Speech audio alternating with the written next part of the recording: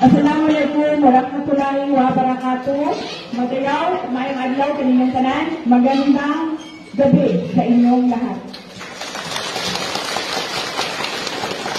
Unahin ko po muna ang ating mga pagpapasalamat. Una po, ang pagpapasalamat ko sa ating mga kababayan dito po sa Buskalan sa inyong pagtanggap sa amin dito. Pasensya na hindi kami nagpasabi na darating kami pero ayaw namin na makaabala sa inyo at nagpapasalamat pa rin kami sa programa na inihanda ninyo para mag-welcome sa amin dito. Kasama ko po ang mga empleyado ng Office of the Vice President.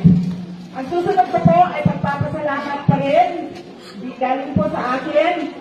Nagpapasalamat po ako sa kampanya ninyo, sa tulong ninyo, sa suporta ninyo at sa boto ninyo para sa akin noong halalan ng taong 2022. Maraming salamat po sa inyong lahat. Ang pangatlong pagpapasalamat po ay personal pa rin sa akin. Nagpapasalamat ako sa inyong suporta sa aking opisina ang tanggapan ng pangalawang Pangulo ng Pilipinas. Maraming salamat po. At ang huling pagpapasalamat ay mula po sa aming pamilya, ang pamilya Duterte, na kahit galing po kami ng Mindanao, ay sinuportahan ninyo kami dito sa Northern Luzon, lalong-lalo na sa 6 na taon na administrasyon ni Pangulong Rodrigo Duterte. Maraming salamat po. Malaki ang utang na loob ng aming pamilya sa inyo, mga kababayan namin, sa pagkakataon na ibinibigay ninyo sa amin na makapaglingkod sa ating bayan. Kaya po, taus-puso po at hindi po maubos ang pagpapasalamat ng pamilya namin sa inyong lahat. Noong nakaraang linggo ay nabigyan po kami ng pagkakataon dahil kami ay nakatanggap ng imbitasyon na bumisita sa mga malalayong lugar doon sa Bicol Region o Region 5. Ngayon namang linggo na ito ay nagpapasalamat kami sa Diyos dahil nabigyan kami ng pagkakataon na bumisita dito sa inyo sa Buskalan, Kalinga. Mahaba po yung biyahe at malayo po yung biyahe namin. Hapon po, galing kami sa San Juan, Mandaluyong, tapos ang biyahe kami papunta sa Isabela. Tumigil kami sa Santiago City.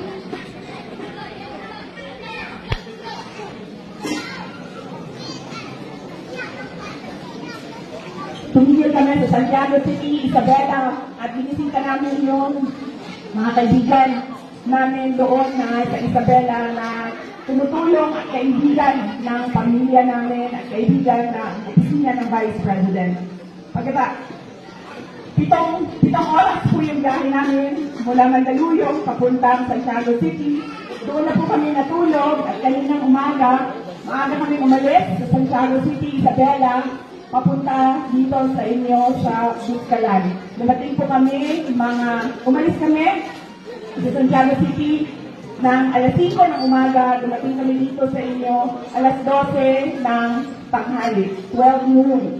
At sobrang masaya ako dahil napakabait at tinanggap kami ng mga tiga-Buskalan. Masaya ako dahil nakita ko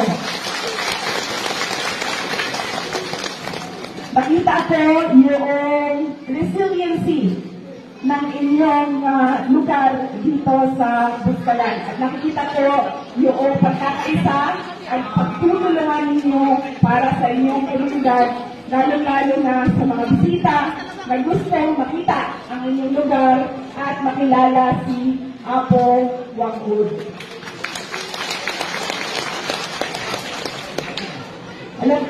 Noong bago kami umalis sa Manila, nagpaalam ako sa nanay ko. Sabi ko sa kanya, pupunta kaming Kalinga. Tinanong niya ako, bakit ka pupunta doon? Sabi ko, mag-ano lang ako i-introduce ko lang yung sarili ko kay kay Apo Wangod at sa komunidad doon. At sinabi ng nanay ko, sabi niya, kilala ko si Apo Wangod, wag mo nang dagdagan ang mga tato mo. Yan ang sinabi ng nanay ko. So, ilang beses na sinabi, noong nagpaalam ako, noong ilang mga araw, nangamusta siya sa akin, inulit na naman niya, sabi niya, huwag ka na magpatato. Kaninang umaga, sabi ko nga, nandito na kami sa Katinga. Ang sagot lang niya sa akin, huwag ka magpatato. Pero kanina, hindi ako nakapila para magpatato. Sinusuportahan ko lang yung mga kasamahan namin na gustong magpatato. Dahil nga, ayaw ko na hindi sundin ang sinasabi o utos ng nanay ko. Pero noon, nakatatlong beses na si Apo Wangod na halika, kailangan mo magpatato. Sabi ko sa kanya noong una, sabi ko, pasensya na.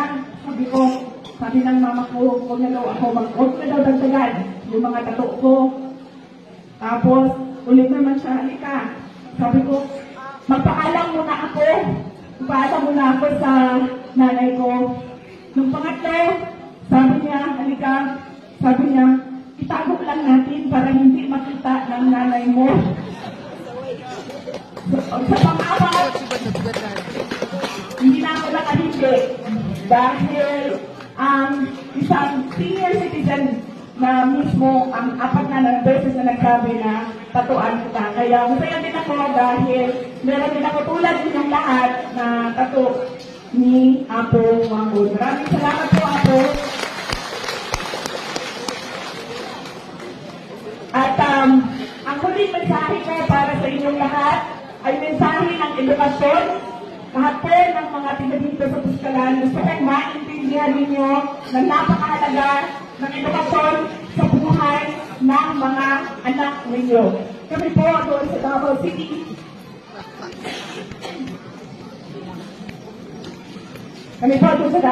Bago po ako pumaba as mayor, natapos namin ang City College of Davao. 70% or 80% ng aming mga estudyante sa City College of Davao ay miyembro ng iba't ibang indigenous tribes ng Davao City.